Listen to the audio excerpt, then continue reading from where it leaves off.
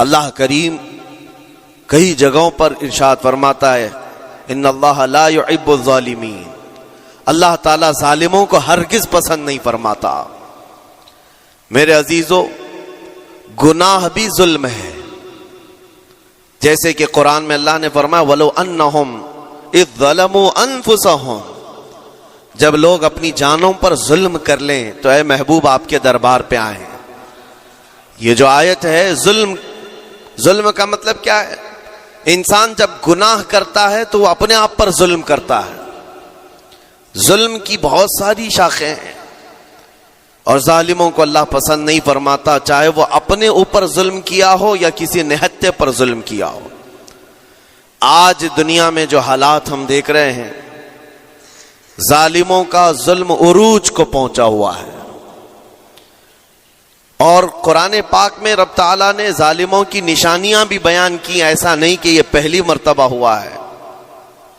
اللہ تعالیٰ فرماتا ہے وَكَم مِّن قَرْيَةٍ أَهْلَكْنَاهَا، کتنی بستیاں ایسی ہیں جن کو ہم نے ہلاک کر دیا۔ رب تبارک و تعالیٰ نے ان کو ختم کر دیا کیونکہ وہ ظالم تھے۔ ظالموں کی بستیاں جو ہلاک ہوئی، قرآن پاک میں 3 مثالیں آپ کو بتاتا ہوں۔ ایک نوح علیہ السلام کی امت اور ان کی آبادی، دوسری حضرت لوط علیہ السلام کی قوم، تیسری حضرت صالح علیہ السلام کی قوم۔ یہ تینوں قومیں ایسی ہیں، گناہ میں تو تھی لیکن غرور بہت زیادہ تھا، گھمنڈ بہت زیادہ تھا۔ آج کے دور میں اگر کسی کے پاس پیٹروٹ میزائل ہیں اور بم بارود کی طاقت رکھتا ہے، نیوکلیئر پاور ہے، تو وہ یہ سمجھتا ہے مجھے کوئی شکست نہیں دے سکتا۔ یہ ہر دور میں ظالموں کا خواب رہا ہے، ہر دور میں ظالم اسی طرح کی فکر رکھتے ہیں۔ نوح علیہ السلام کی قوم بہت مضبوط قوم سمجھی جاتی تھی۔ اللہ تعالیٰ نے اپنے نبی کو جب حکم فرمایا کہ آپ ایک کشتی بنائیں بہت بڑی، تو وہ آپ کا مذاق اڑاتے تھے۔ یہاں دور دراز کہیں نہ ندی ہے، نہ نالا ہے، نہ سمندر ہے، کشتی کس میں چلاؤ گے؟ اللہ کے نبی کو پتا تھا کہ عذاب آنے والا ہے، اور اپنے ایمان والوں کو آپ ڈرا بھی رہے تھے، لیکن کفار و مشرکین غرور و تکبر میں ایسے تھے، یہاں تک کہ نوح علیہ السلام نے اپنے بیٹے کو بلا کر کہا، جو کافر تھا، کہا میرے ساتھ آ جا، یا بنی ارکم معنا ولا تکن مع الکافرین، بیٹا ہمارے ساتھ آ جا، کافروں کے ساتھ مت جا۔ اس نے کیا کہا؟ قال سآوی الی الجبل یعصمنی من الماء، میں تو پہاڑ کی اونچی چوٹی پر چلا جاؤں گا، تمہارا پانی مجھے کچھ نہیں کر سکے گا۔ یہ اس وقت ظالموں کا خیال تھا، گمان تھا۔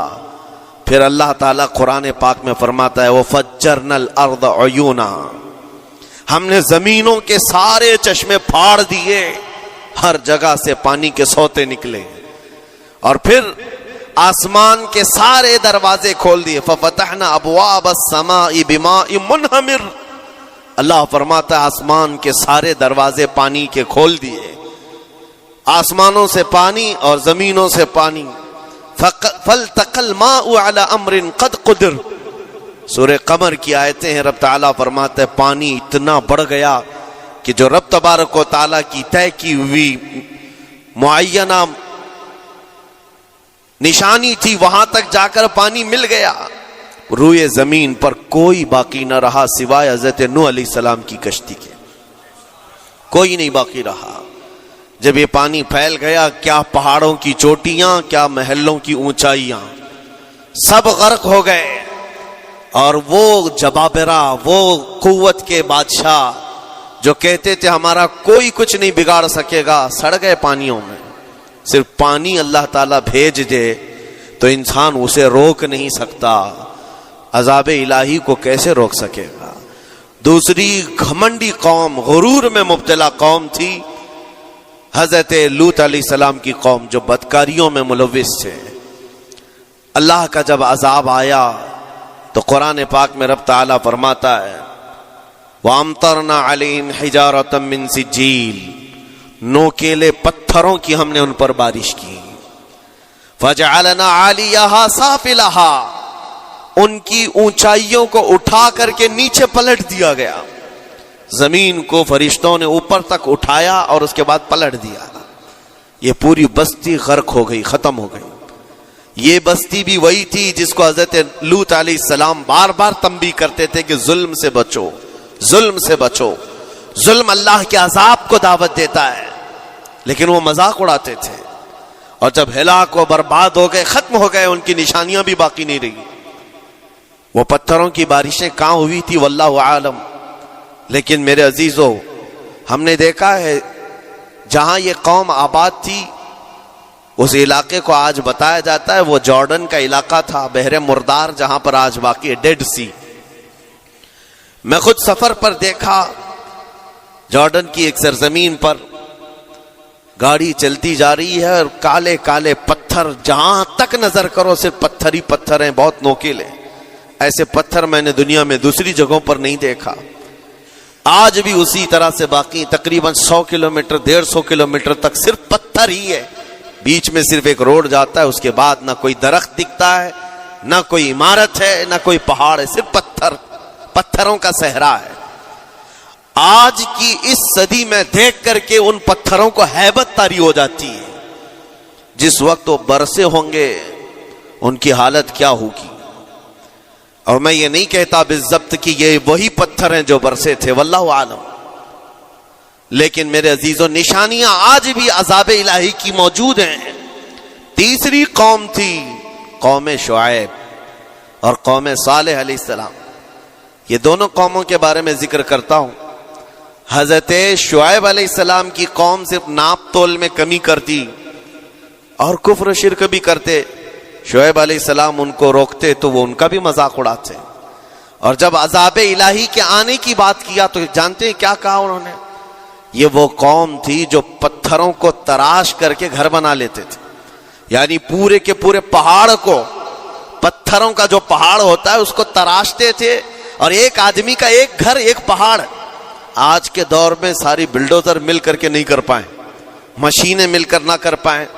وہ اس وقت کے لوگ بھاری بھرکم تھے, جسامت والے تھے, طاقت والے تھے.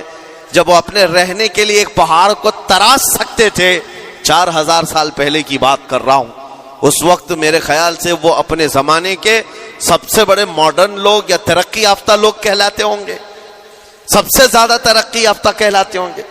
جیسے آج لوگوں کو لگتا ہے رشیا اور امریکہ بہت پہنچے ہوئے ہیں ٹیکنالوجی میں, اس دور کے وہ لوگ سب سے بڑی طاقت کے رکھنے والے تھے. جب حضرت شعیب علیہ السلام نے ان کو اللہ کے عذاب سے ڈرایا تو کیا کہتے تھے؟ عذاب وہی نا جو نوح علیہ السلام کی قوم میں آیا تھا, بارش آ گئی تھی, زمین سے پانی نکل گیا تھا تو پانی بہت ہو گیا تھا. یا پھر وہ جو لوط علیہ السلام کی قوم پر آیا, پتھروں کی بارش, یا پھر ہواؤں کا عذاب. اگر یہ تینوں بھی آئیں تب بھی ہمارے ان پہاڑوں کے گھروں کو نقصان نہیں کر سکیں گے. ان کا اتنا غرور تھا. اگر پانی بھی آ جائے سمندروں کا, یا ہوا بھی تیز چلے, یا پتھروں کی بارش ہو, ہم تو بہت محفوظ قلعوں میں ہیں. اندازہ کرو میرے عزیزو, 3000-4000 سال کے بعد آج تک مدائن صالح اور الاولا سٹی نام سے سعودی میں موجود ہے, ابھی تک وہ گھر موجود ہیں. تو اس زمانے میں کتنے مضبوط رہے ہوں گے پتہ نہیں. 3000 سالوں میں کتنے طوفان آئے, کتنے سیلاب آئے, لیکن ابھی تک وہ پہاڑوں کے گھر موجود ہیں. تو اس زمانے میں کتنے طاقتور ہوں گے. ان کا نشہ آسمان پر تھا, غرور چڑھ کر کے بول رہا تھا. کہتے تھے کہ اگر اس طرح کے عذابات آ بھی گئے تو ہمارا کچھ نقصان نہیں ہوگا. کون سا؟ نوح علیہ السلام کی قوم کا عذاب آ جائے, لوط علیہ السلام کی قوم کا عذاب آ جائے, یا پھر شعیب علیہ السلام کی قوم کا عذاب آ جائے. یہ صالح علیہ السلام کی قوم کی بات کر رہا ہوں. تو پھر ہوا کیا؟ اللہ کے نبیوں نے انہیں ڈرایا اللہ کے عذاب سے, باز آ جاؤ, اللہ وحدہ لا شریک کی طرف جھک جاؤ. وہ اکڑ تھی, غرور تھا کہ نبیوں کا مذاق کرتے. پھر ہوا کیا؟ قرآن کہتا ہے صرف ایک فرشتے کو اللہ تعالیٰ نے زمین پر اتارا, ایک فرشتے کو اتارا, اور اس کے بعد اس فرشتے نے ایک چنگھاڑ لگائی, ایک آواز کی, ایک آواز. صرف فرشتے کی ایک آواز ایسی تھی کہ جتنے اپنے مضبوط قلعوں میں گھروں میں موجود تھے، اس آواز کی ہیبت سے ان کا بھیجا کانوں سے باہر نکل آیا تھا. اور صبح کے وقت جب اس بستی میں جا کر کے دیکھیں تو سب کے سب اوندھے منہ گرے ہوئے تھے، ایک بھی اس میں سے بچا ہوا نہیں تھا. نہ نوح علیہ السلام کا طوفان آیا، نہ لوط علیہ السلام کی قوم پر برسنے والے پتھروں کا عذاب آیا، نہ ہی ہوائیں چلائی گئیں. ایک فرشتے کو بھیج کر رب تعالیٰ نے اپنی قدرت کا مظاہرہ فرمایا. اللہ کے کروڑوں اربوں لا تعداد فرشتے ہیں، ایک فرشتے کی طاقت ایسی ہے کہ اگر وہ اپنی آواز نکالے تو تمہارے کانوں سے بھیجا باہر نکل آئے. اللہ وحدہ لا شریک، وہ حی و قیوم کل بھی تھا اور آج بھی ہے. وہ رب ذوالجلال حی و قیوم ہے، طاقتور ہے اور ہمیشہ رہے گا. اور رب تبارک و تعالی نے قرآن پاک میں فرمایا، آپ یہ آیت تقریباً 3 جگہ قرآن میں آئی، وَإِذْ نَجَّيْنَاكُمْ مِنْ آلِ فِرْعَوْنَ يَسُومُونَكُمْ سُوءَ الْعَذَابِ يُذَبِّحُونَ أَبْنَاءَكُمْ وَيَسْتَحْيُونَ نِسَاءَكُمْ وَفِي ذَلِكُمْ بَلَاءٌ مِّن رَبِّكُمْ عَظِيمٌ. رب تعالیٰ فرماتا یاد کرو فرعونیوں کے عذاب سے اللہ نے تم کو نجات دی. یہ بنی اسرائیل کو کہا جا رہا ہے کہ فرعونیوں کے عذاب سے، کہ فرعون اور اس کے لشکری اس قدر سخت سزائیں دیتے تھے موسیٰ علیہ السلام کی قوم پر، ایمان والوں پر، بنی اسرائیل پر. اللہ فرماتا ان سے نجات دیا رب تعالیٰ نے، لیکن وہ کرتے کیا تھے؟ بنی اسرائیل میں ایک بھی بچہ پیدا ہو جائے اسے ذبح کر دیتے تھے. فرعون کے لشکریوں نے 1 سال میں 12,000 بچوں کو قتل کیا ہے، 12,000 بچوں کو ذبح کر دیا ہے. آج کے اسرائیلی اگر یہ بچوں پر ظلم کرتے ہیں تو یہ تعجب کی بات نہیں ہے. فرعون کی سرشت میں داخل تھا اور یہ فرعونی ہے، وقت کے جبابرہ ہیں، وقت کے ظالم ہیں. 12,000 بچوں کو قتل کر دیا تھا فرعون اور اس کے لشکریوں نے، اور عورتوں کو زندہ چھوڑ دیتے تھے. قرآن میں اللہ تعالیٰ نے فرمایا 3 جگہ آئی آیت، لیکن اس کے ساتھ رب تعالیٰ یہ بھی فرماتا ہے یہ سخت ترین سزائیں دیتے تھے فرعونی، اللہ نے ان سے تم کو نجات دیا. لیکن یہ سزائیں کیوں دیتے تھے، یہ عذاب کیوں تھا؟ وَفِي ذَلِكُمْ بَلَاءٌ مِّن رَبِّكُمْ عَظِيمٌ. یہ ہے فرمان اللہ کا.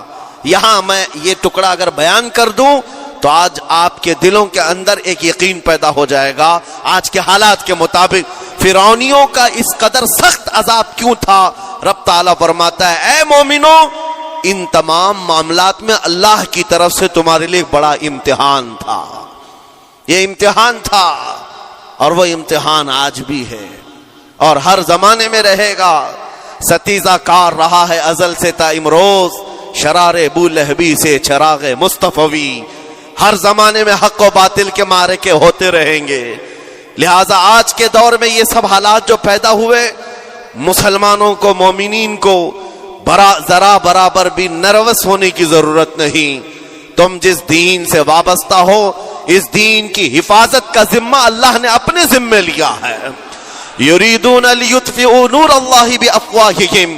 قرآن میں اللہ فرماتا ہے کفار و مشرکین اپنے منہ کے پھونکوں سے اللہ کے اس چراغ کو بجھانا چاہتے ہیں، اللہ اپنے اس چراغ کو مکمل کر کے رہے گا.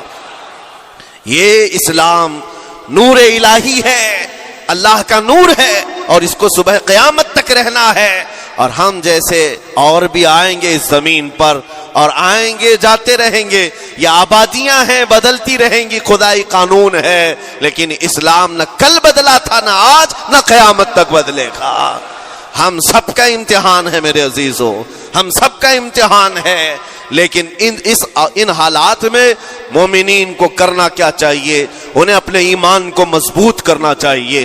کبھی کسی کے اڑتے ہوئے چھیٹڑے اور ٹکڑے دیکھ کر تمہیں مایوس ہونے کی ضرورت نہیں. اب ہمارا مستقبل کیا ہوگا؟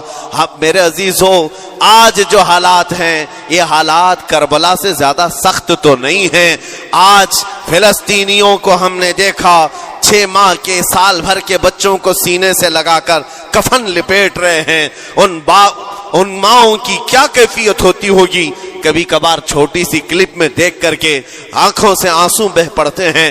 انہوں نے اپنے ہاتھوں سے نہ جانے کتنے कितने बच्चों को एक दिन में दफन कर दिया, 80 मैयतों को एक कब्र में डाल दिया करते हैं। उन फिलिस्तीनियों को लाखों सलाम, उनके जज्बात को और उनकी इस्तिकामत को। हम तो दुआ यही करते हैं, उन फिलिस्तीनी मुसलमानों के बराबर पूरी दुनिया के मुसलमान नहीं हो सकते।